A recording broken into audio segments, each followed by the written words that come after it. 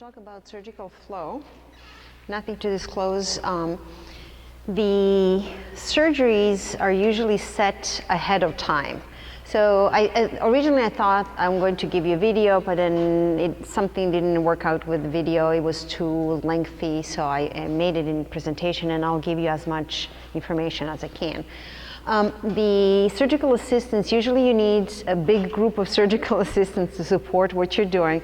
We set up a surgery the day before, and then all the packaging in covering the surface and everything is done the day before, and then the morning of surgery we start opening the packages. So I divided the setup in phase 1 and phase 2. If we have a back-to-back surgeries, that means we have a surgery, let's say on Monday, Tuesday, so at the end of the surgery on Monday, we clean up the room and then preset it for the Tuesday morning. In the morning, I arrive the first, so it's like a group effort. In the morning, I arrive first, we staggered our staff, and then I am the one with the nurse. She makes meds, I open the packages, we prep everything, patient arrives, and then slowly the surgical assistants start arriving. So we stagger them so we don't have too many people sitting there doing nothing, or too many people doing something that can be done by one person. So I open the packages, set up the tray for the physician. Stations are set up a little bit differently for slivering, dissection. So all that is kind of set in place. We usually keep our assistants at the same station, so there's no constant adjustment of the microscope. Everybody has microscope adjusted a little bit differently. So the more consistent things are, the better it is. You have a better flow. The other thing is, depending on what type of surgery we're doing, the surgical tray is set up. That's what I do in the morning. And then Dr. Lamb, patient arrives, we prep the patient, change him into a gown, and then Dr. Lamb designs a hairline.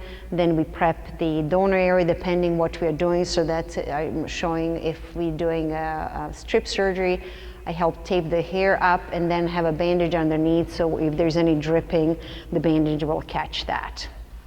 The same thing for the hairline. And then in the same time, the nurse draws blood. We prep the PRP. It takes about 20 minutes for blood to spin. So all this is time. Now I have a second assistant come in. And so what she does is I open the packages, and now she's finalizing. She's going to bring ice in. So we kind of time things out. So she's going to tape tongue blades to the workstation, open the blades. So there's a little additional setting up that is happening. Then the next phase would be anesthesia. So Dr. Lamb will be anesthetizing the donor area, so one of us will be assisting. We usually, and he probably explains, everybody does things a little bit differently, but that's how we do it. We have assistant uses the vibrating device to kind of distract the patient from feeling. Our patient receive IV sedation, so our nurse draw blood and then administer IV sedation. She's not in a picture, but she's there.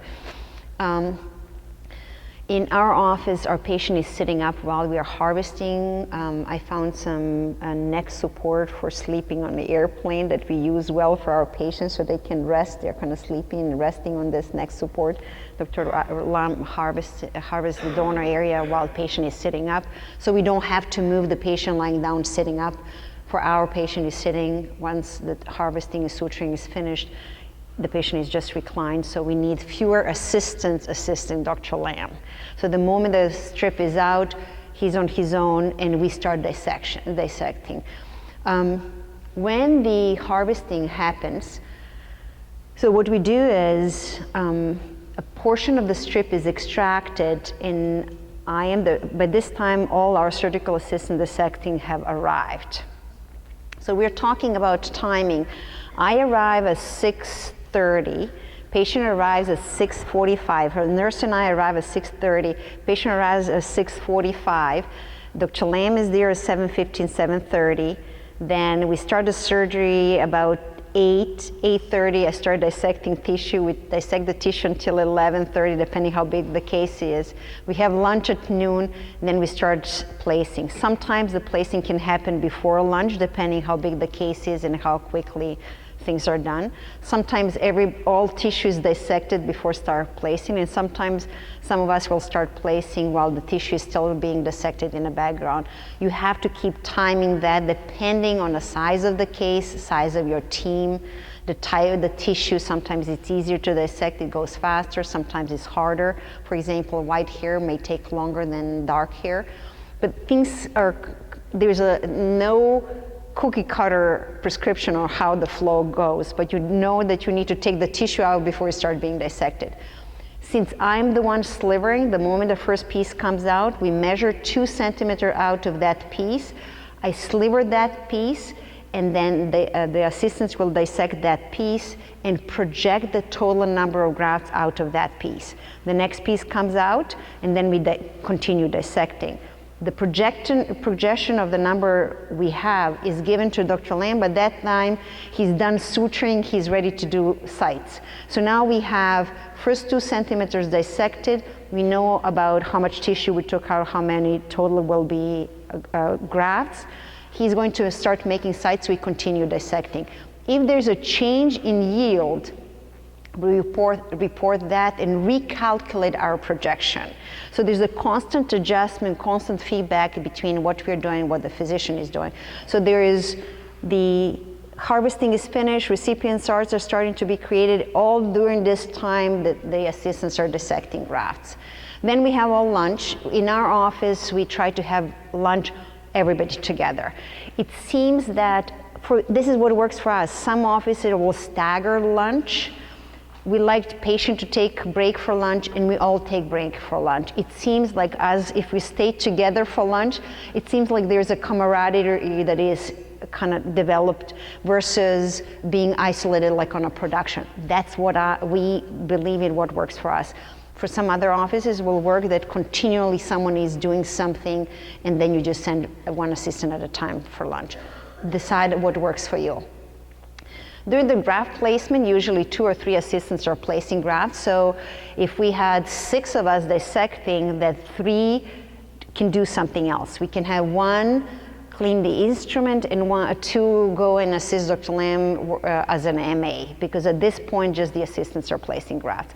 So once in a while he would come in, check on us, but the 3 assistants are most of the time placing grafts. You can have more assistants, and assistants can be rotating, or you can have your assistant consistent who is placing grafts. So for example, we have, one is a left-handed assistant, so she always stays on the left hand. That kind of creates better flow for all of us.